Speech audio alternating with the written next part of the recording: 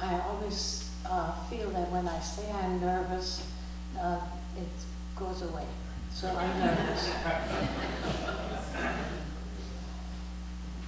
I may be a little ahead of science, but I do believe there's such a thing as a social justice gene, and that I was born with it. How else could I explain how upset I was at what I perceived as social injustice at such an early age? I grew up in Vienna, Austria, in a middle-class family, and as in most families like mine at that time, we had a live-in maid.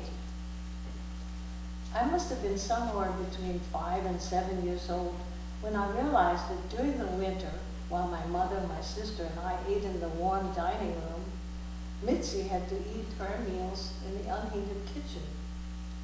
I began to beg that she would be allowed to eat with us, but to no avail, until Mother finally relented and said Mitzi could eat at the small children's table with us children, but at least it was warm there. Although the early years of my childhood were relatively peaceful, we all know how quickly that changed, and how injustice and inhumanity soon became the norm. I was fortunate to be able to come to the United States just before World War II, but lived through the Vietnam War, the Korean War, Iraq, and Afghanistan. Seems there's always some reason to protest, to march, to write letters to the paper and to the president. I've done all of that. But when the pain of watching others suffer becomes too great, writing a poem seems the only way to ease it, although it may do little to eradicate the cause. I've sort of divided the reasons for protest into sections. This one is about war and peace. The first poem describes how I feel about my responsibility in making war. I call it embedded. Some are not able to escape when blood spouts and the air roils with shrieks of missiles, and deadly rain spews stone and glass over veiled women trying to protect the fragile limbs of their young. Some cannot shield their eyes from blinding explosions that rip the night apart, or plug their ears to keep out the wailing. These are the ones sent in my name to offer up the serenity of their souls so that I can sleep. I feel a special horror when I try to imagine what it must be like to be imprisoned, and especially in a place like Guantanamo.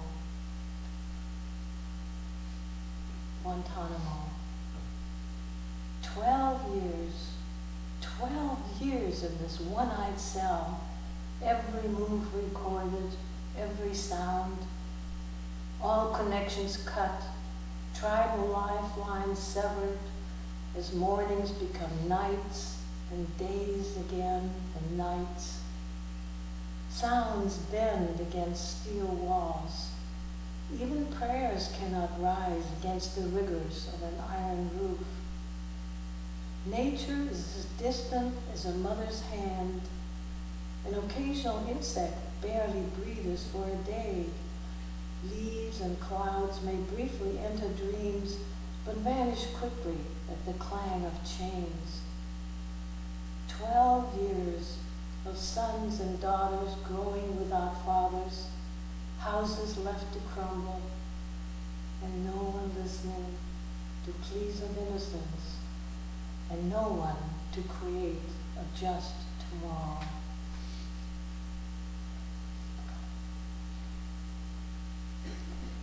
I wrote this poem long after President Roosevelt gave his now famous speech about fear, and I called it Fear. Be afraid, they say. Soon bombs will explode again, somewhere, sometime. Close your windows and doors, they direct. Trust no one. especially bearded. Be prepared, they order. Terror will erupt again, ubiquitous, unexpected. Watch your neighbor, they whisper. He may be a spy, especially if he speaks broken English. Stay alert, they warn. Disaster may strike again, suddenly, unpredicted. Have faith, they decree, in your government, even as it seals your lips and cuts out your tongue. This is the most recent poem I wrote, and I'm sure you will recognize the events that it addresses. It's called Tribal Lore.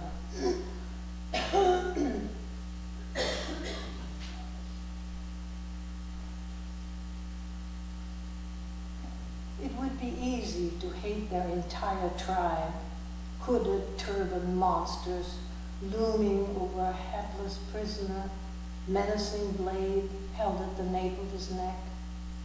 No one in our tribe would ever, but wait, whispers history, opens a book blotched with blood, and points to a faded print. A limp body nailed to crossed beams, a crown of thorns weeping on his forehead. Blazing flames devouring a heretic whose God cannot protect him. Boiling oil poured from a stone tower at soldiers below. Colonists from faraway shores aiming cannons and Christianity at unsuspecting natives. Men, women, and children, helpless, naked, herded into gas ovens' gaping jaws. On a red-hot street in Hiroshima, a terrified child running minus her skin. Holding the book still open, history sighs. The seed is buried deep in each of us.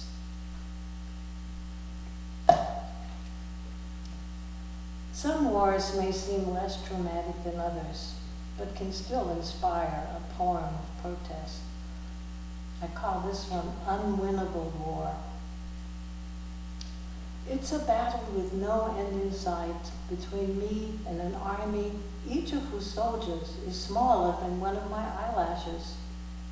They march in uncountable numbers, suffer uncountable casualties, appear defeated, only to regroup for new attacks and new defeats, as I devised better weapons and shrewder strategies. Measured against my lifespan, the life of an ant lasts a mere second. Yet the closer I move to the end of mine, the harder it becomes to snuff out lives already brutally brief. I yearn for a permanent ceasefire, because victory now feels more and more like defeat.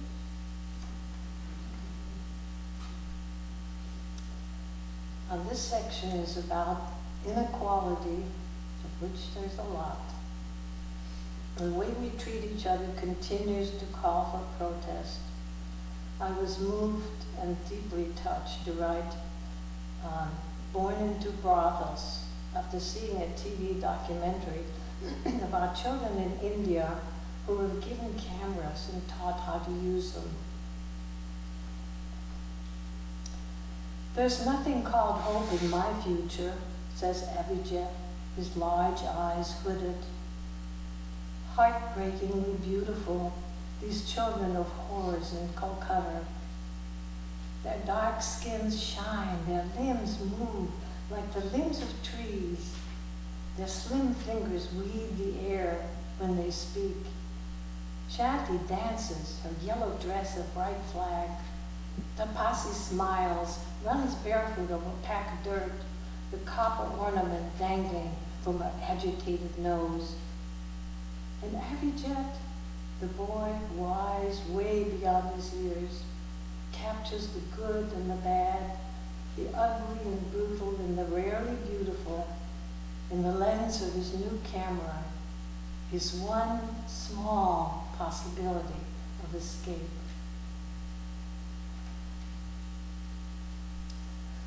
This poem deals not only with the mistreatment of the so-called illegals, but also what it does to the officials who deal with them.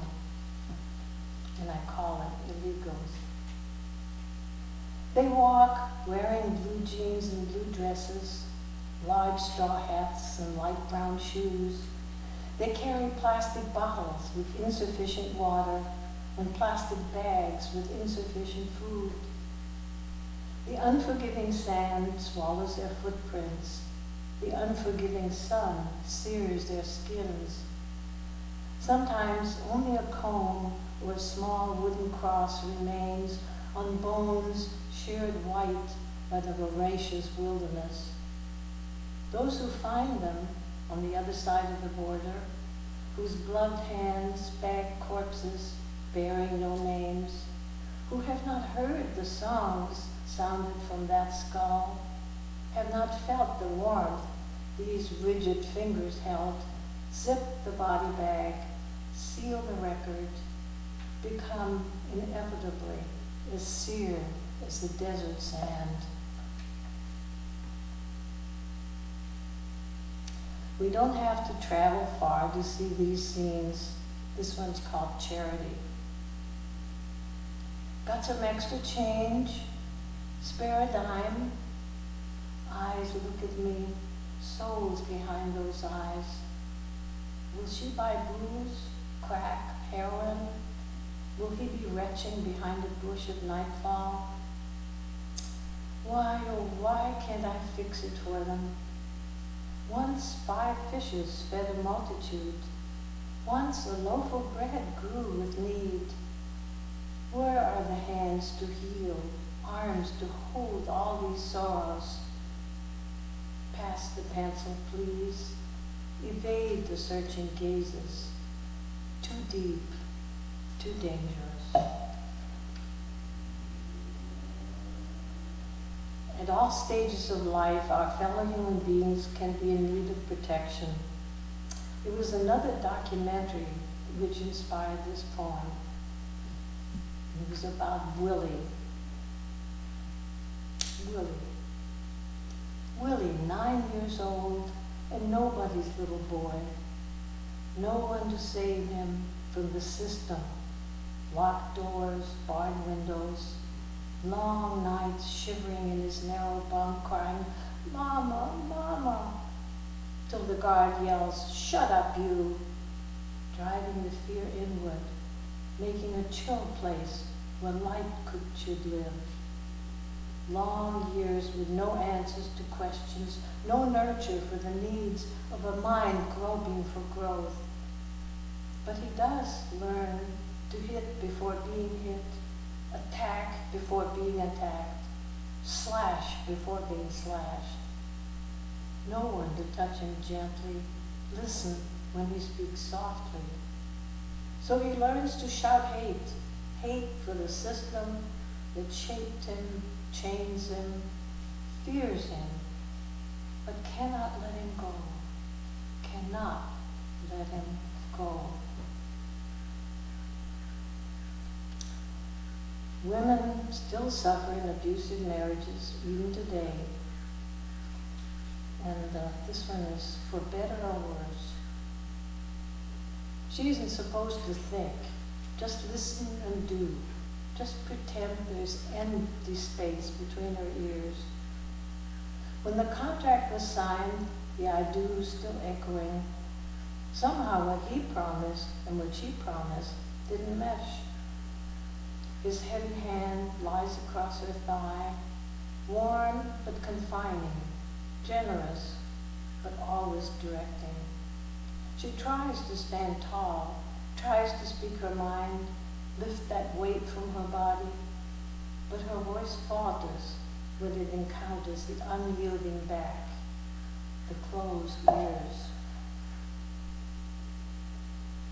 But once in a while there is a victory, and this is one I call wash and wear. As a young woman and mother of 3, I didn't believe I would ever be free to say it and mean it, and it would be true. I don't iron. Not a blouse, not a shirt, white, yellow, or blue, no skirt and no curtain, no napkin or sheet is awaiting the treatment of flattening heat to be ironed. Not ever again will I tremble in fear as the thermostat rises, disaster seems near, and the once pristine white is turning to brown from the iron. No matter how lovely a gossamer gown, it stays in the store, saw the life-saving label that gives me permission to say I am able not to iron. I don't care that my forebear came from a rib. Here is what constitutes real women's lib. We don't iron.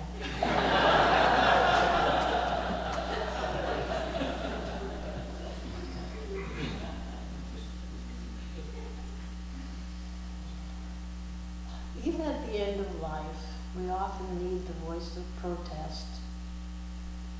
Rest home. When you become so very old, the childhood reaches for you, closing the circle. They wheel you past flower beds and blooming shrubs, through carved doors that shut soundlessly behind you.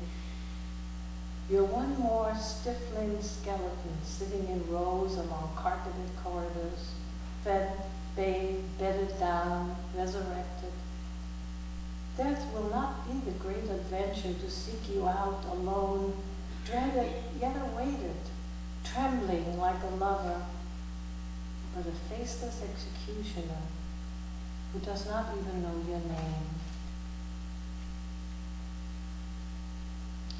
Nature continues to need our voices as our overwhelming presence continues to erode it. The following poems, unfortunately, need no explanation. The wounds of the world bleed and there's none to heal. Sages gather in remote regions, ponder her fate, look to the sky for a sign. But it is the sky that has been torn. Sweetness of rivers, soothing sands of deserts, even the sacred seas are clean no more. Forests wither, and where then can birds be free? Deer and fox do not flourish in asphalt fields. Soon, soon, man may be alone, all alone, in the darkened world he has wounded.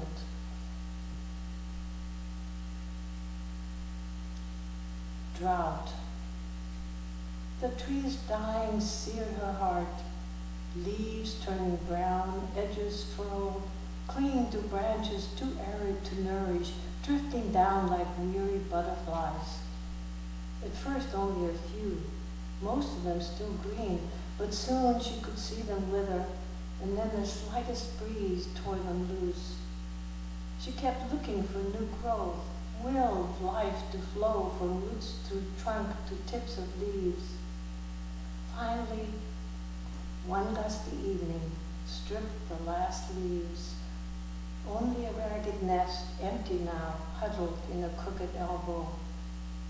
Her arms around the trunk, her cheek against the bark, her tears seeped into the parched soil.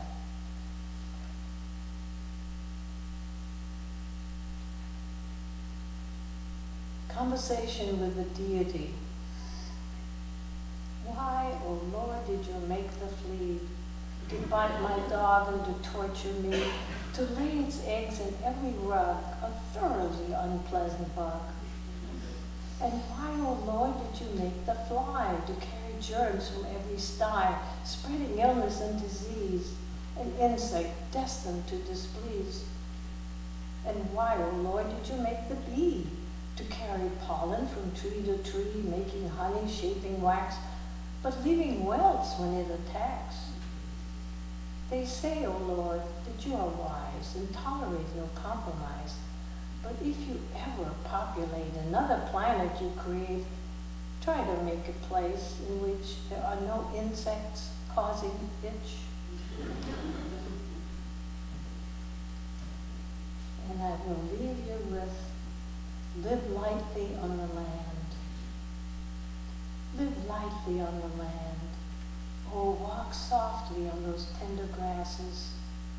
When the wind ruffles the vibrant crowns of old elms and your young hair, it comes from far places where only sand remains, where trees were turned to paper and dust, and rivers are dry.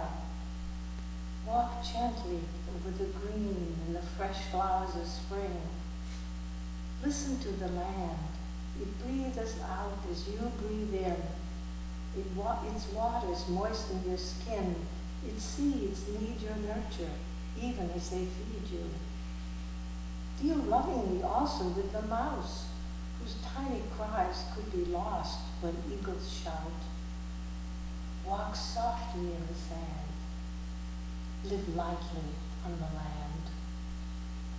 Our faith and this congregation is dedicated to the proposition that behind all our differences, beneath all our diversity, there is a unity that makes us one and binds us forever together, in spite of time and death and the space between the stars. We pause in silent witness to that unity.